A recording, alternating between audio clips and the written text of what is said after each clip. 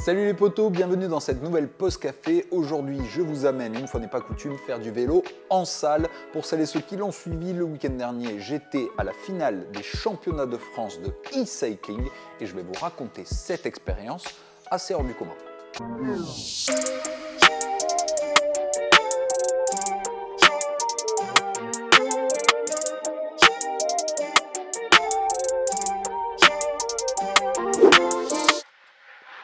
Vous en avez désormais l'habitude, le e-cycling fait partie de notre quotidien. Il y a eu le gros boom durant le Covid et ses confinements, évidemment Zwift en tête, mais d'autres applications existent comme Rouvy ou MyWhoosh par exemple, qui vient d'ailleurs de remporter l'appel d'offres de l'UCI pour devenir le nouveau fournisseur de l'application pour les championnats du monde officiels, ce qui n'empêche pas les fédérations de travailler avec qui ils veulent. Et en l'occurrence, la Fédération française de cyclisme a décidé de poursuivre son partenariat avec Zwift sur ces championnats de France 2024 que je vais vous conter. Florian Chabal qui va tenter de revenir en maillot tricolore.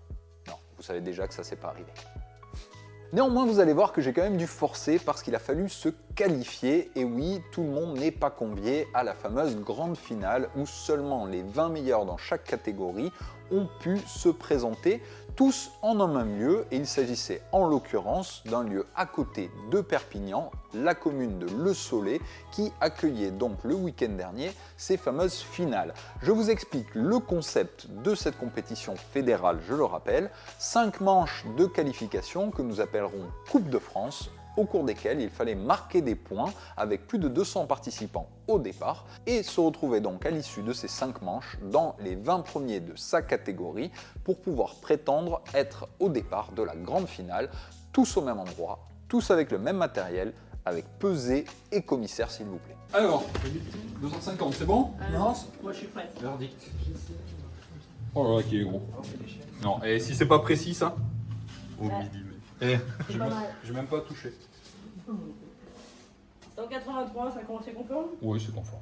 Avant de vous raconter mon expérience et ma finale, je reviens un peu à la genèse de ce projet. J'ai rejoint cette année les rangs du team Hexagone, l'équipe de Corbas en banlieue lyonnaise. Vous connaissez certainement, une équipe qui est très active sur le e-cycling, à l'image notamment de Romain Malbray qui est également membre de la FFC et mandaté pour le projet du e-cycling, celui sans qui cette initiative n'existerait pas en France. Je veux parler évidemment de ces championnats nationaux, donc bravo Romain, en tout cas j'ai vécu un bon moment grâce à toi. Première chose, il fallait tout d'abord faire les tests pour savoir dans quelle catégorie j'allais me retrouver. Et bien un peu comme sur Zwift, catégorie A, B, C, D, et bien lors des championnats de France, il y a 3 catégories chez les hommes, 1, 2 et 3, qui sont assez similaires aux catégories A, B, C, disons, sauf que le mode de calcul est différent. En l'occurrence, au lieu de se baser sur la FTP des tests de 20 minutes, Romain a décidé d'instaurer une règle plutôt basée sur un test de 5 minutes, qui selon lui est plus véritier dans le fait de donner le niveau de chacun, surtout sur des courses Zwift qui sont en général des formats assez courts. Et je trouve en effet que c'est une très bonne idée. Il se trouve que nous avons fait le calcul et je passais tout juste en dessous de la catégorie A et donc dans la catégorie B. Et d'ailleurs, ma première Coupe de France a bien confirmé qu'il s'agissait de mon niveau parce que pour tout vous dire, même si j'avais la nécessité de marquer des gros points, en donnant tout ce que j'avais, j'ai terminé 18e, soit tout juste dans les points. Vous l'avez compris, j'étais un peu dos au mur à l'approche de la dernière Coupe de France si je voulais me qualifier. Certains étaient déjà un peu en roue libre parce que leur qualif, ils l'avaient en poche, ce qui m'a permis de remporter cette Coupe de France aux Champs-Élysées, petite fierté quand même, même si je me fais battre sur la ligne par Sandrine, championne de France en titre chez les femmes. Pour vous dire, ça envoie des watts par kilo impressionnants, forcément, elle a un poids plume par rapport à moi, mais en tout cas c'est une sacrée athlète qui fait 4e l'année dernière au championnat du monde, donc une sacrée référence, c'est vous dire. Bref, je remporte en tout cas dans ma catégorie chez les hommes cette dernière Coupe de France qui me permet de marquer les points nécessaires pour me qualifier. Ouh, cocorico, me voilà parti pour la grande finale.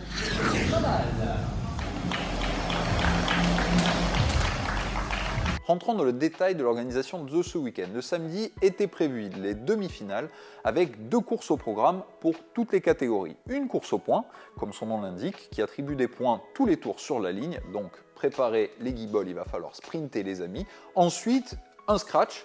Donc rien de plus facile à comprendre, le premier qui passe la ligne à l'arrivée l'emporte avec Box Hill au milieu, donc une petite difficulté pour celles et ceux qui connaissent Zwift. Sur la carte de Londres, on le retrouve comme une montée iconique. En tout cas, il y en avait pour tous les goûts et toutes les qualités. Je vais vous raconter comment ça s'est passé pour moi après, mais je termine sur le programme.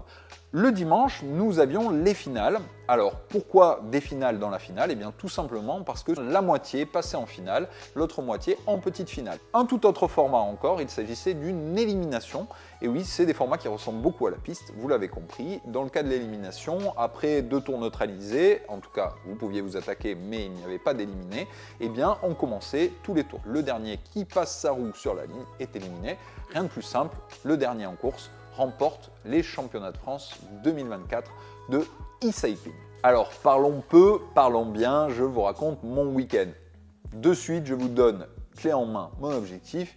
Après avoir eu celui de me qualifier pour ce fameux week-end de grande finale, eh bien, je voulais me qualifier dans la finale de la finale. C'était assez logique, donc vous l'avez compris, dans mon cas, le top 8 était l'objectif minimum. Eh bien, la course au point correspondant à mes qualités, à savoir plutôt sprinter que grimpeur par rapport aux autres gabarits, et je me suis rendu compte assez rapidement que, en effet, j'étais plutôt dans les plus rapides, en tout cas sur les portions planes, ce qui m'a permis de marquer 2 gros points lors des premiers tours de celle-ci, avant qu'un coup ne parte, mais étant relativement en confiance sur les points que j'avais déjà accumulés, j'ai préféré laisser partir en pensant que le week-end serait long et que le but restait de se qualifier. Je termine au final au classement général de cette course au point 5e et donc ai pris clairement une option sur la qualification, ce qui était l'objectif. Place au scratch derrière.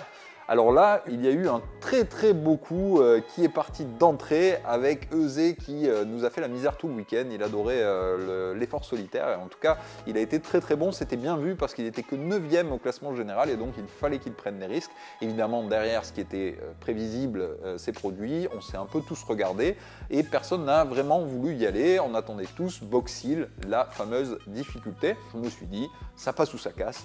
Tu pars au pied à bloc et tu vois si devant ça craque et si tu te mets à rentrer. Comme souvent, faites ce que je dis mais pas ce que je fais. Je suis parti un peu trop à bloc et clairement j'avais dans la roue des concurrents qui faisaient 10 kg de moins que moi et il y a un moment j'ai fini par le ressentir un poil. J'ai légèrement craqué, surtout en voyant que l'écart fondait mais relativement peu. Bref, il était très costaud à l'avant. Et voilà, c'était tout ou rien, la victoire ou la qualif. Et donc j'ai décidé de me concentrer sur la qualif. J'ai géré mon effort jusqu'en haut pour basculer dans un groupe qui me permette d'arriver pour la 8e place. 8e place que j'ai été chercher, devinez comment, au sprint, évidemment. Vous me connaissez, place à la récup, il fallait quand même fêter cette qualification pour la grande finale. Je partais de loin et c'était bien mérité. En élite, pas de grande surprise. Chez les hommes, les principaux favoris se retrouvent au rendez-vous de la qualification, même si on a eu droit à un festival de Clément Cambier qui a fait la misère à peu près tout le monde, y compris les boys du Team Hexagone, dont Sébastien Avaux, le champion de France en titre, et Geoffrey Milour, également un des favoris pour la victoire finale. Y compris chez les femmes, nous avons eu droit à une double victoire, Mylène Proust, là aussi du Team Hexagone. Mais attention les amis, l'élimination est une épreuve très particulière, donc voyons un peu ce qui s'est passé le dimanche, y compris pour moi. Attention, Rodolphe, on y est, 3, 2, 1, c'est parti. Place donc à la finale. Je dois dire que j'étais relativement confiant, mais à la fois un peu stressé, même si mon objectif était atteint, j'avais atteint la finale et je partais de très loin. Après avoir été chercher un petit peu tout ce qui bouge lors des premiers tours, je me sentais plutôt en canne, mais j'ai totalement loupé mon premier sprint. Qui de ces 8 va devoir quitter l'aventure? Alors là, franchement... Il est là, le sprint.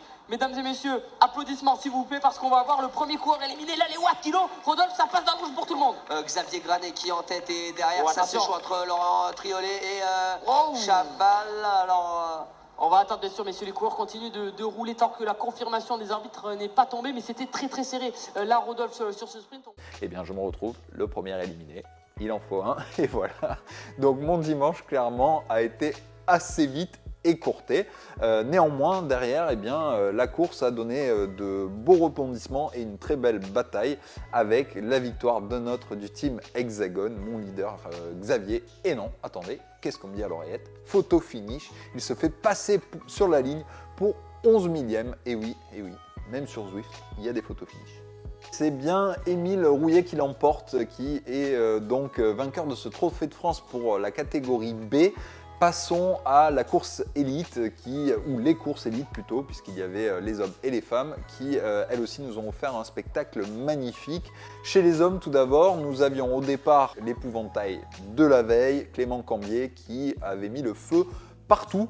Mais attention, Clément, vous l'aurez remarqué, c'est pas franchement un gabarit de pur sprinter, et aujourd'hui, ce sont des qualités qui vont compter. Eh bien, après avoir tenté plusieurs fois de s'échapper, il a réussi à créer le bon coup en compagnie de Geoffrey Milour. Derrière, eh bien, Sébastien Avaux n'a pu se battre que, entre guillemets, pour la 3e place, qu'il a été cherché de main de maître lors d'un sprint, là aussi très bien calculé. En sortant 2 gros watts très loin de l'arrivée, il a écœuré son concurrent pour aller récolter cette magnifique médaille de bronze. Eh bien, il ne restait plus qu'aux 2 à l'avant à se jouer le titre et le maillot tricolore. Ce petit jeu-là, Geoffrey ne s'est pas fait avoir. Peut-être que Clément s'était un peu trop montré la veille et donc il était attendu. Il ne l'a pas laissé partir et eh bien, il l'a aligné au sprint tout simplement. Je pense qu'il y a un écart d'au moins 20 kg entre ces deux-là. Vous aurez compris, Geoffrey vient de l'école de la piste et il a su en jouer. En tout cas, félicitations à lui pour ce magnifique titre de champion de France, donc de e-cycling. Chez les femmes, on a eu un spectacle là aussi assez dingue, il faut dire.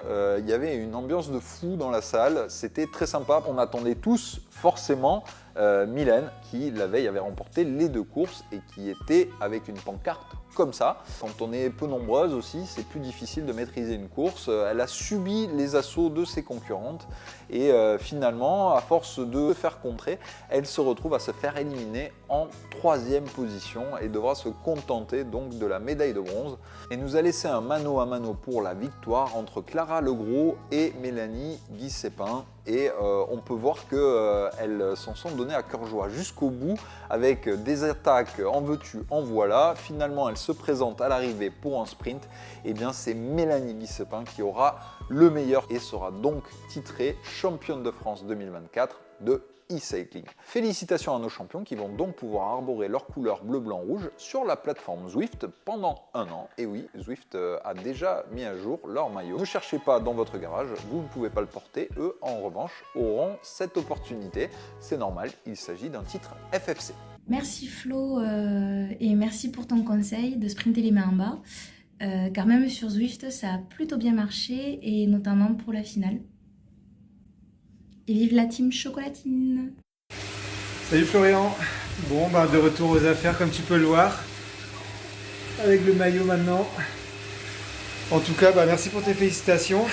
Par contre, toi, je te félicite pas de ne pas avoir lancé le sprint plus tôt, comme on te l'avait tous recommandé. En tout cas, merci pour tout.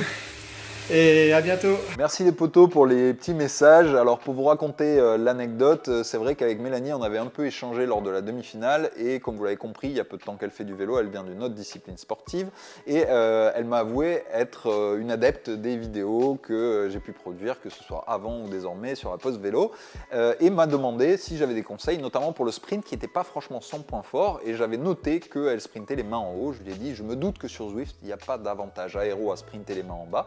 Néanmoins, moi j'y trouve plus de force. Eh bien, elle a adopté la stratégie le dimanche et ça lui a plutôt réussi apparemment. En tout cas, c'est pas à moi qu'elle doit ce titre, certainement, mais c'est une anecdote plutôt sympa. Et à l'inverse, eh bien, Geoffrey, comme il vous l'a dit, m'avait donné la stratégie à suivre pour le sprint. En expert de Zwift qu'il est, il fallait lancer de loin, c'est-à-dire à 2 virages de l'arrivée, parce que eh bien, le phénomène d'aspiration sur la plateforme, lorsqu'il y a des virages, est un peu moins élevé. Ce que je n'ai absolument pas écouté pour le résultat que vous connaissez. Encore une fois, vous avez l'habitude, c'est faites ce que je dis mais pas ce que je fais et je l'ai encore une fois démontré. En tout cas, Geoffrey, moi je veux te dire un truc, c'est que si j'avais un maillot bleu, blanc, rouge, je m'entraînerais avec, je roulerais avec sur Zwift, je dormirais avec. Donc bref, qu'est-ce que tu fais là? Je sais que tu l'as sur Zwift, mais tu devrais le porter. Voilà, en conclusion les amis, si tout ça vous a rendu curieux, eh bien n'hésitez pas l'année prochaine, lorsque la fin d'année approche, à vous renseigner pour y participer. C'est ouvert à tous du moment que vous avez une licence FFC. Vous pouvez regarder l'intégralité des replays de toutes ces courses sur Vélo Plus TV, donc je les remercie également parce que j'ai emprunté quelques images pour illustrer cette vidéo. En tout cas, c'était très bien commenté et croyez-moi que c'est plutôt sympa à regarder, les formats sont courts, vous n'avez pas le temps de vous ennuyer. En tout cas, je vous dis rendez-vous l'année prochaine parce que je pense que j'en saurai. Je sais que certains m'ont donné rendez-vous en A, mais j'ai envie de vous dire un truc les gars, eh bien les années passent et c'est pas fait pour m'arranger. Allez, je vous fais des bisous, dites-moi en commentaire ce que vous avez pensé de cette expérience et on se retrouve très bientôt pour une nouvelle pause café.